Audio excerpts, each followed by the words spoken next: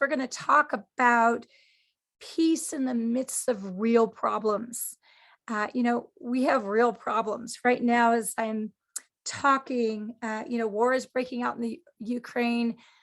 That's a real problem, right? And and there's a lot of threats, a lot of implications. Of course, the news media is having a heyday.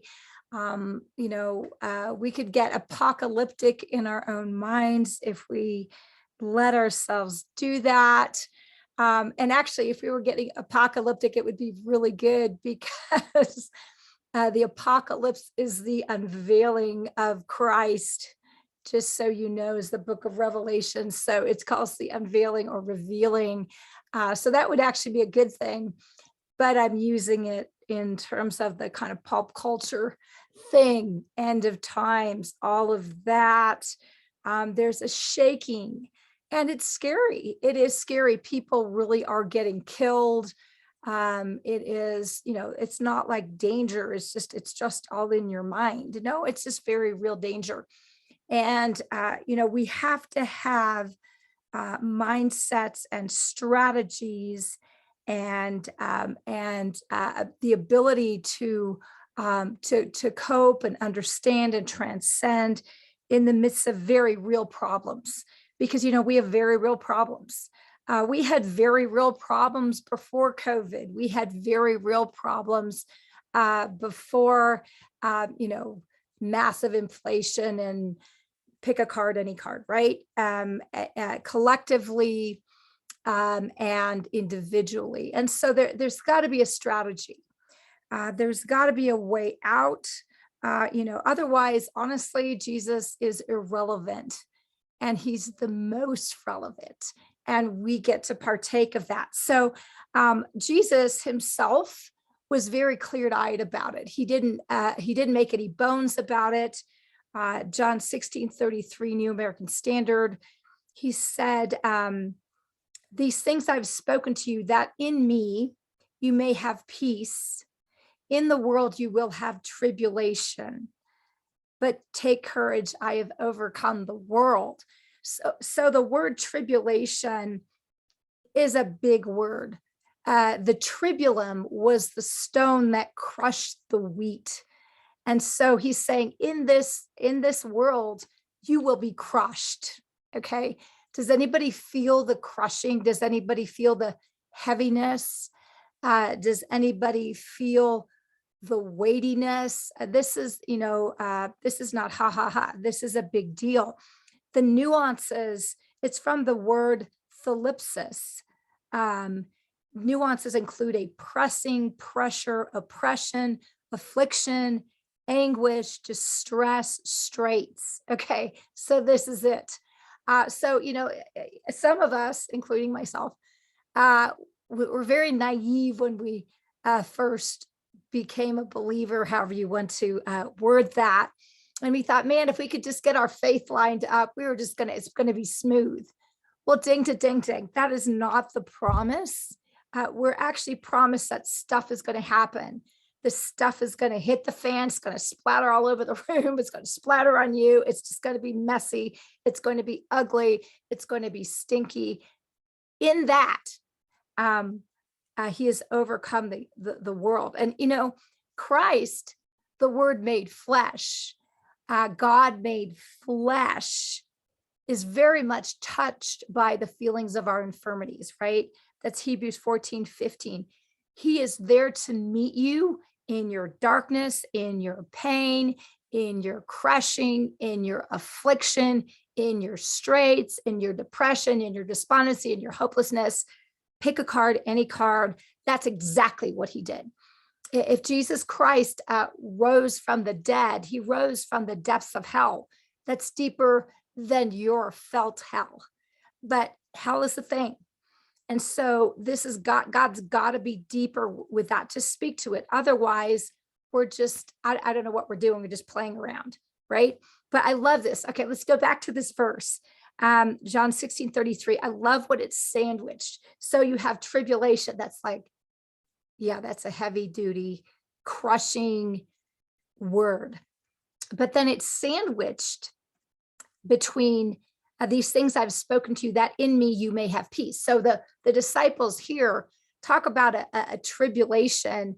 I mean, when you've got crucifixes all over the place and dead bodies hanging, and then Christ, their follower, is one of those, right? So you've got shame and just disillusionment, and then you got to worry, run for your life because of your association. He's preparing them for tribulation, right? This is a big deal. But it says, in me, you may have peace. And that is the thing. It's in him we have peace. And this is not a flippy dippy.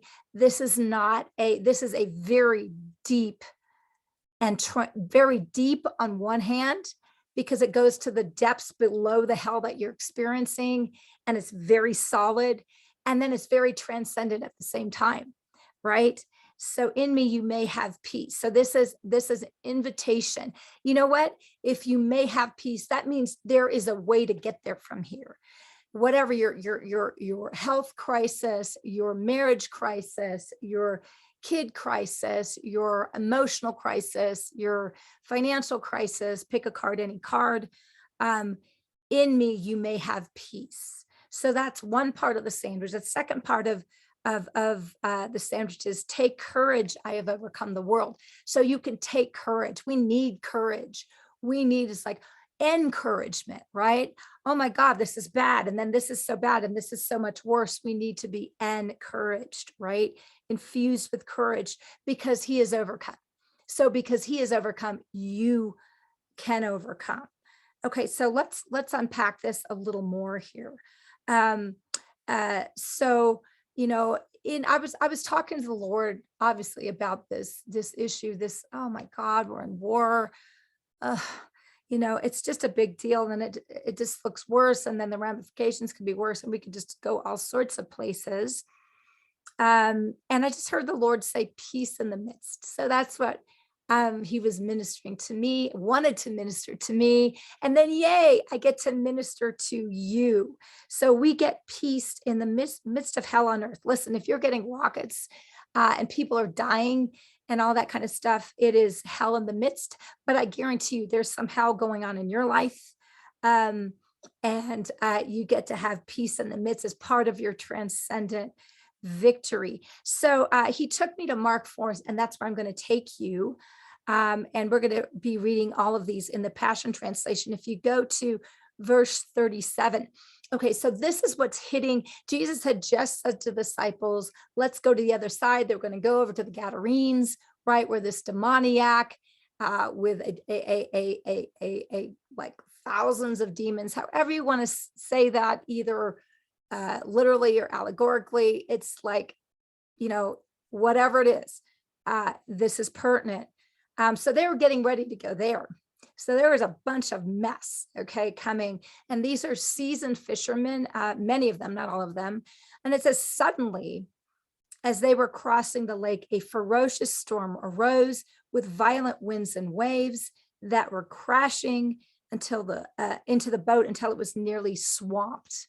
Okay, so I want you to hear the verbiage, because I want you to think, okay, so what's in my life that boom, broadsided me suddenly, right? A ferocious storm, violent, lots of violence going on, winds and waves that are tossing you to and fro, crashing into the boat until you're nearly swamped. We are going down. Okay, I want you to just experientially in your heart, connect with something that feels like that, okay? Because that's where he wants to minister his peace, okay?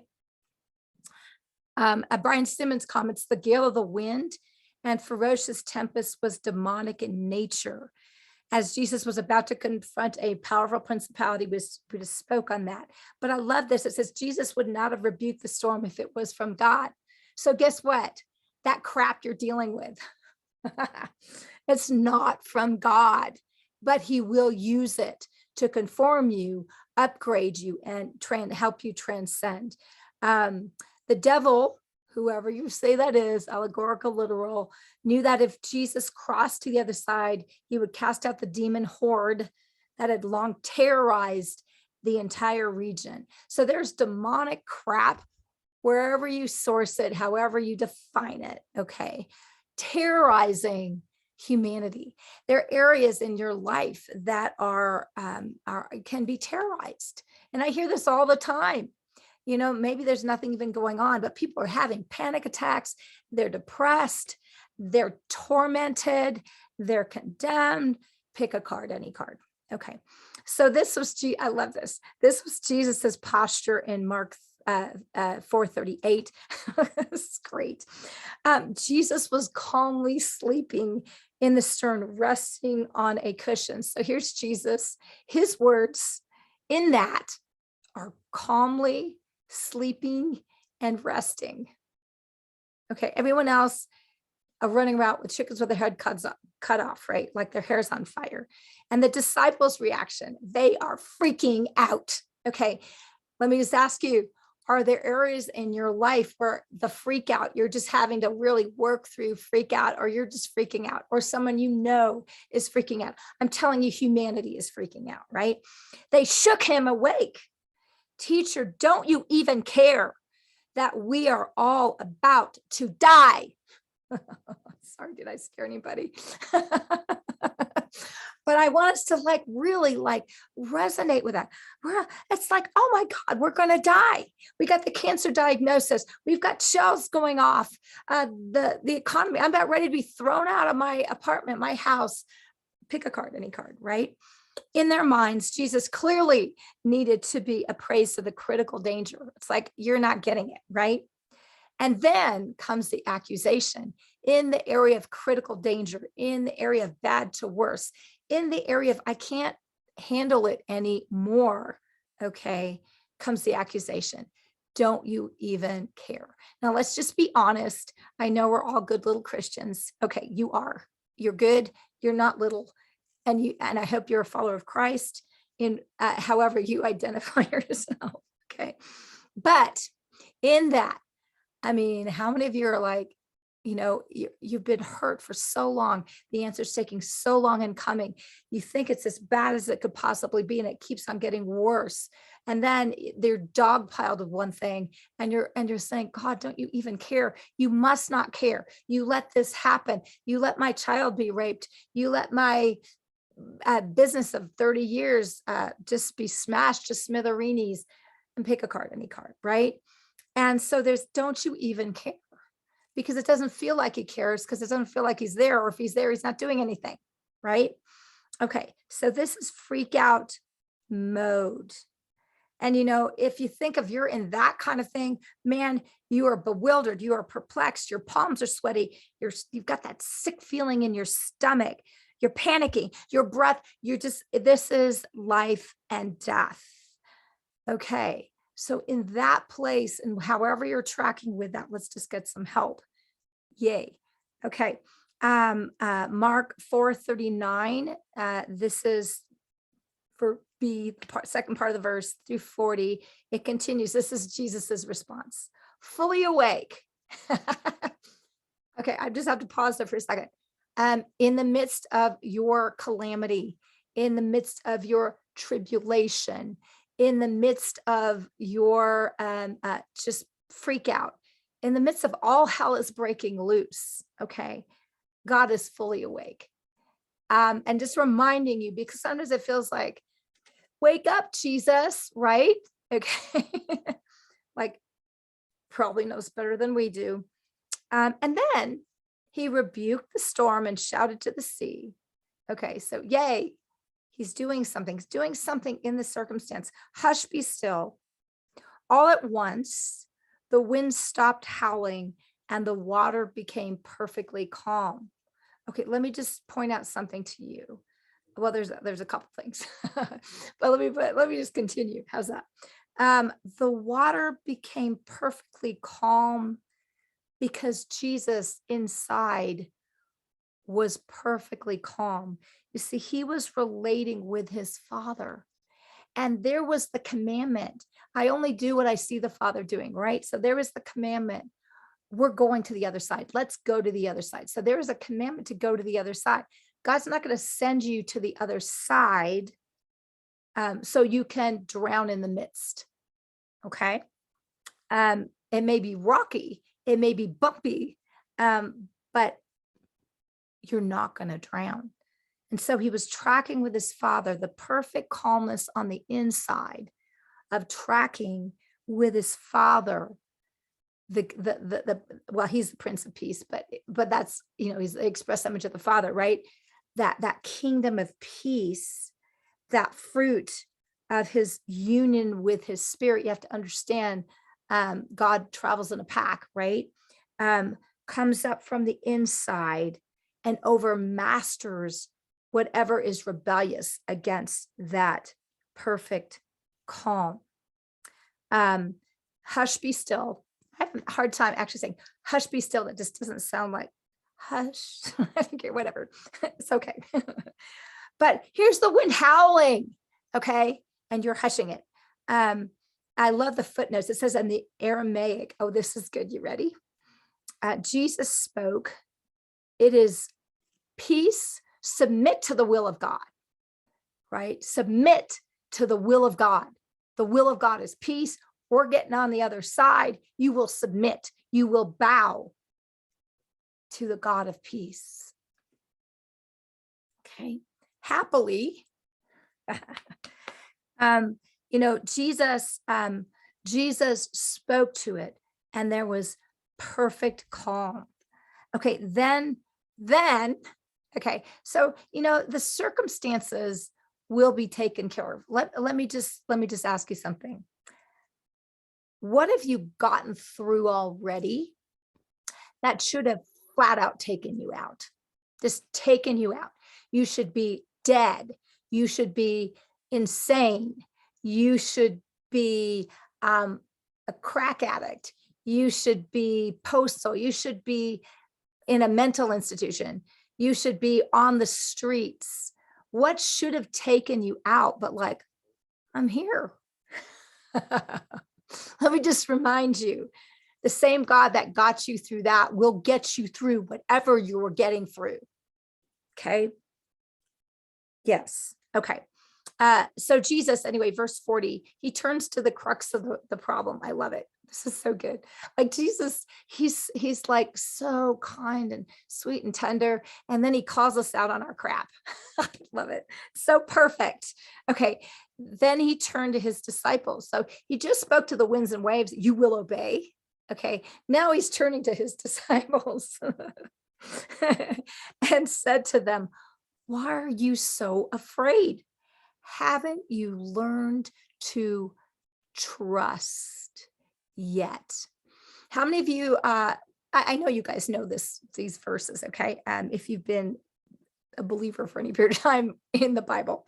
But how many of you learned that it was all about faith? Like, how come you have no faith?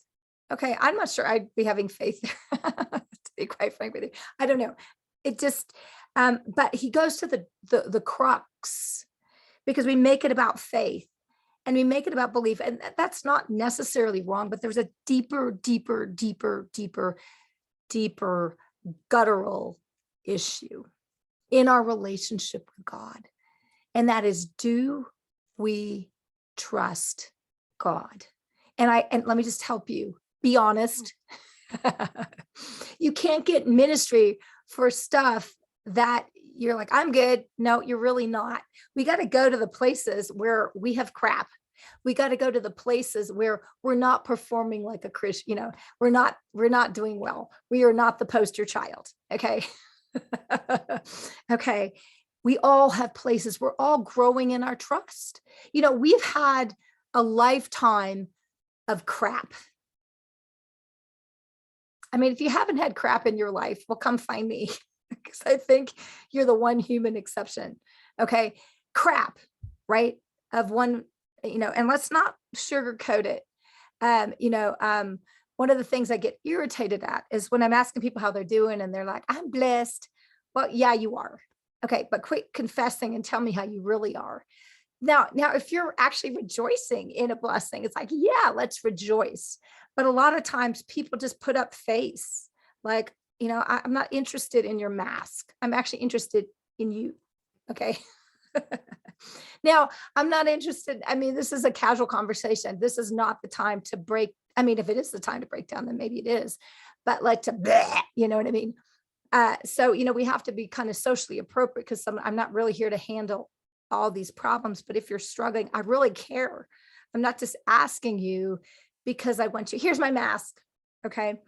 Um, but they're all places where we're struggling to trust. That is our pain point.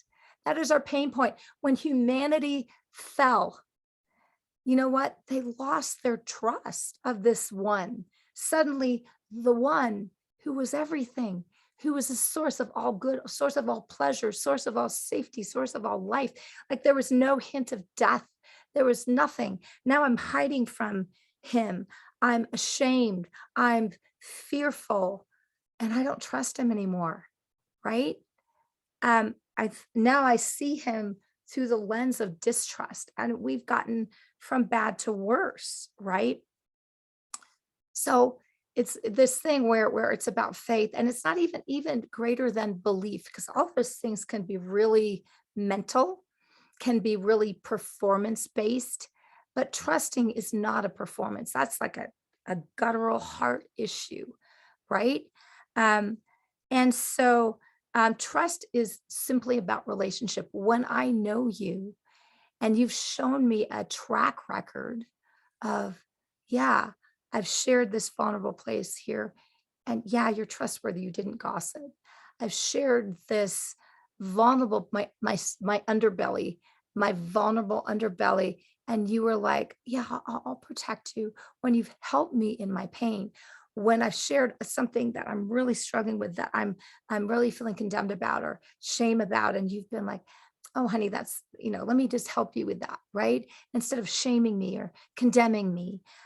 When you've been a source of comfort and peace, when you've loved me when I've been ugly, I learned to trust you as a human being. But let me just say this, um, this is about trusting God. And it's not about your performance, it's about where you are in your relationship. So there are things that need to be healed, and where my trust has been violated, my little trust organ um, may have a hard time trusting anybody, especially God. Like you were there, like, okay, didn't feel like you were there. And when you were there, it felt like you did nothing. Why? Because they still died, right? Why? Because they still got raped. Why? Because I still got raped. Why? Because my business still went down. I mean, pick a card, any card, right?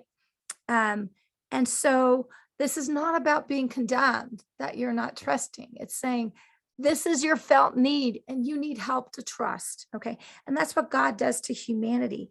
He's constantly coming to the heart of the matter and helping us in our felt need. Because if you trust God, I don't know how this is going to work out, but it's going to be okay. That's what you need. In freak out moment, like, I don't know how it's going to work out. There is nothing I can see externally. We're just going down externally, but I trust you. So one or the other, we're getting over to the other side. Now, it may not be pretty. It may be, wow, we are, we barely made it. We're like wet rats now. But we're making it over because you are trustworthy, not because I'm being a good little Christian, but because I know you. This is the place of intimacy. Um, so there's something that you're going through now that that God wants to minister you to. That you're tormented, you're tossed to and fro.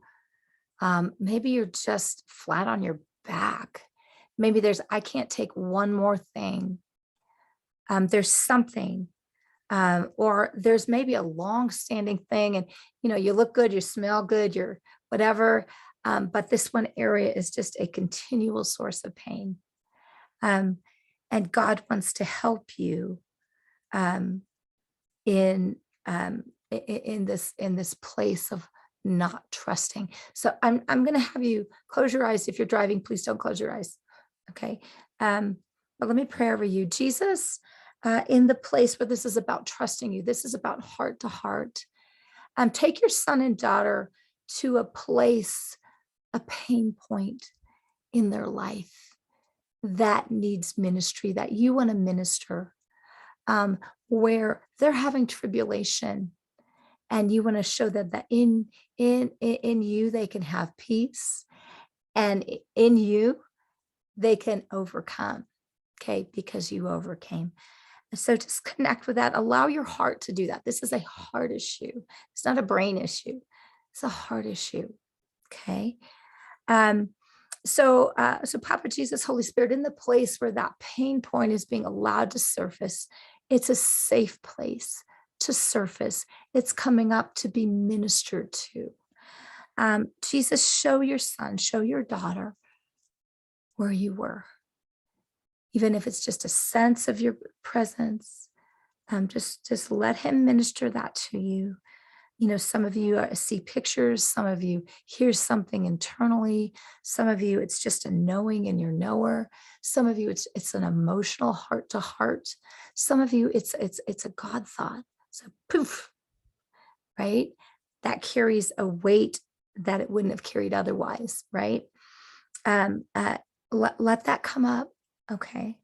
Um, so so Jesus, in that place where you're there for them, and maybe this was a place, a traumatic memory, and it really went every bit as bad and worse than they want to even recognize, right?